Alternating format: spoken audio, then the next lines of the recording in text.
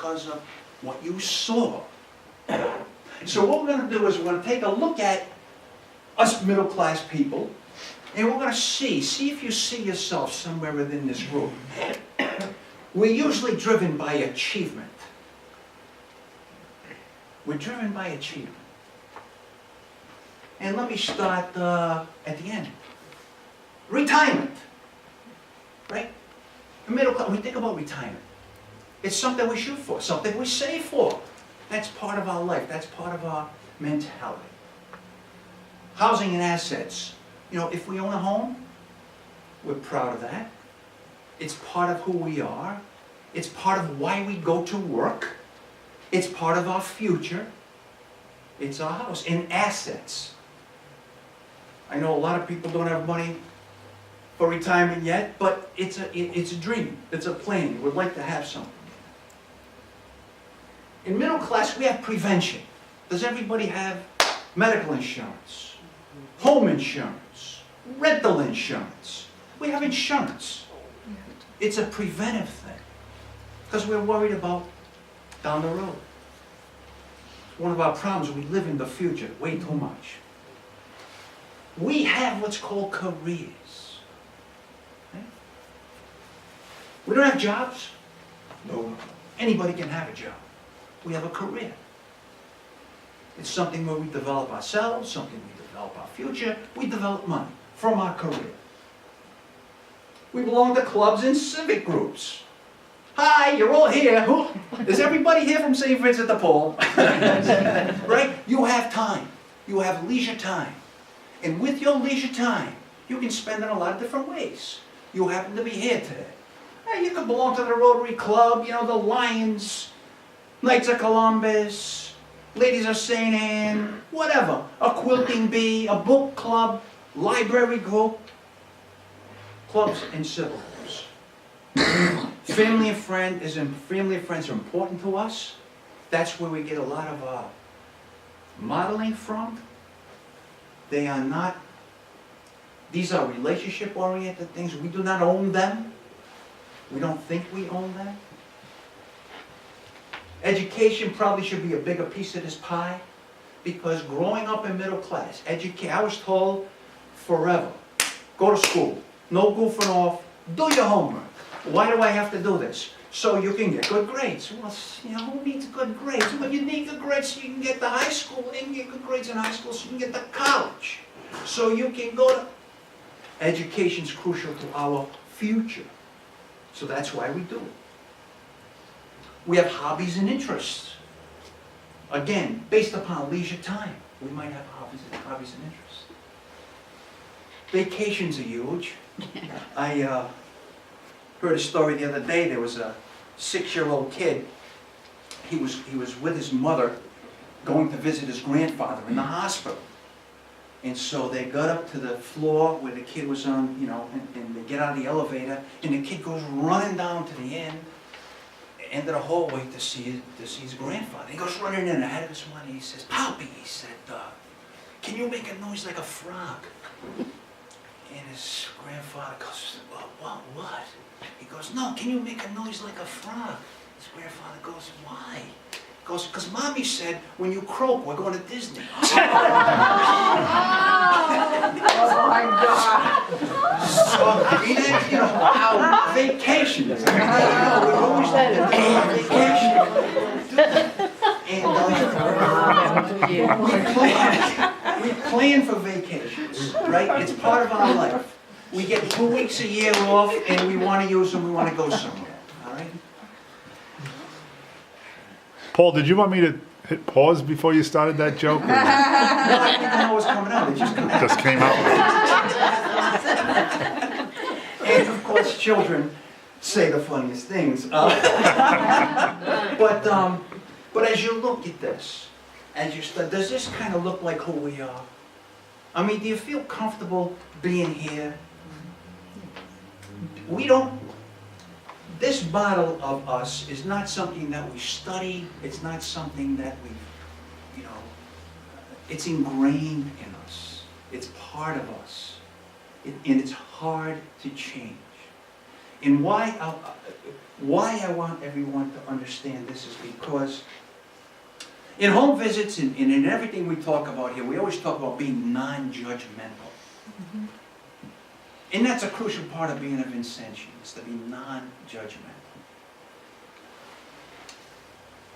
If you don't understand who you are and how you got there, it's very hard not to be judgmental.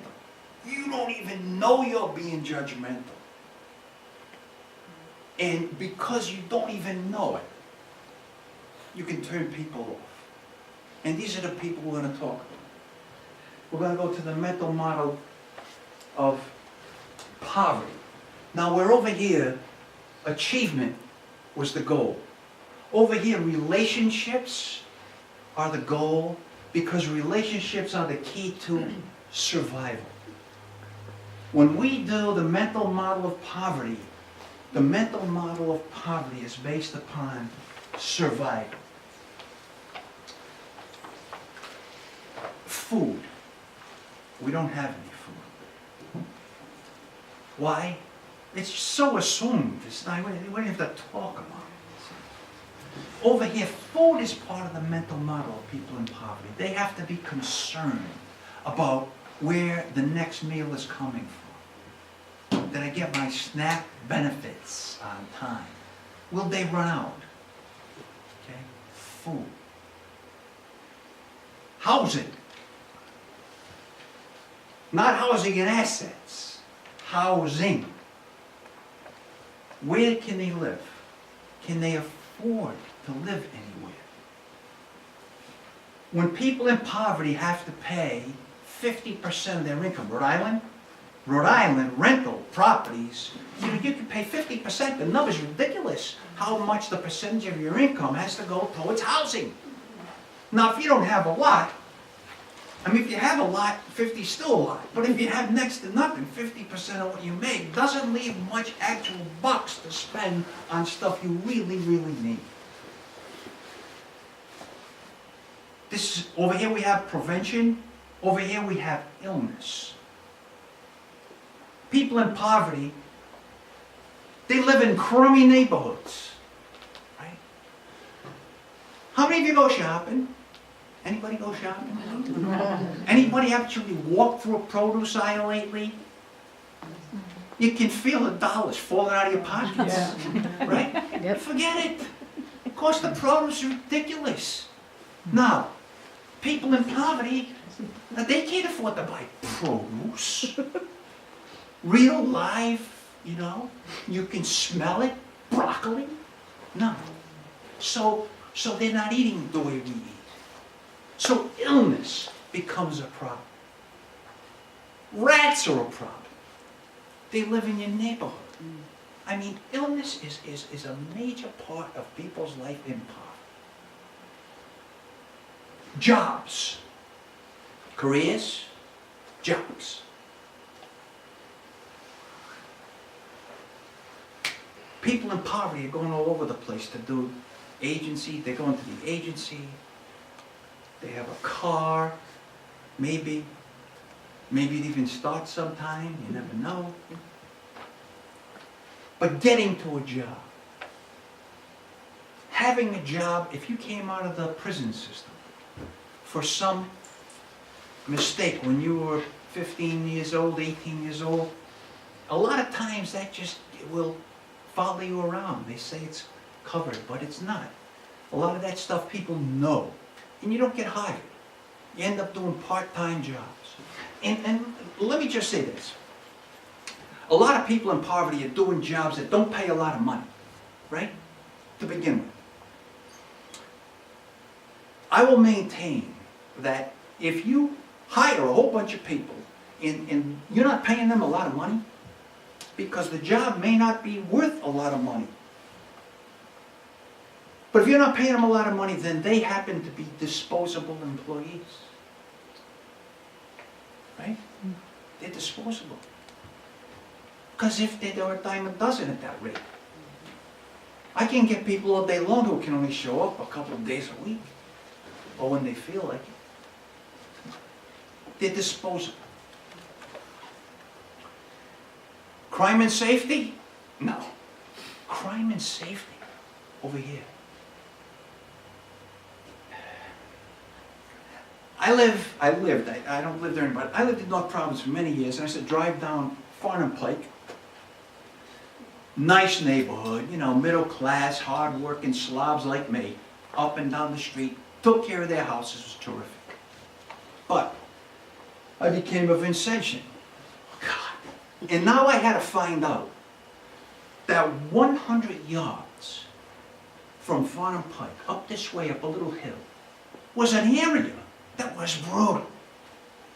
People lived in this housing project with broken windows, doors falling off, broken glass, filthy streets, 100 yards up the street. I drove by it forever, didn't even know it was there, because I live in a bubble. You know, I live in a bubble. Now, when's the last time you don't live in Providence? Anybody live in Providence here? Don't think so. You live in Providence? There's areas of Providence that are tough. And I would like to ask anybody here, when's the last time you slept in your bathtub? Because outside your window, people were firing guns, and you were afraid one of those bullets were going to penetrate into your house. Right? This is real life. This happens. Crime and safety.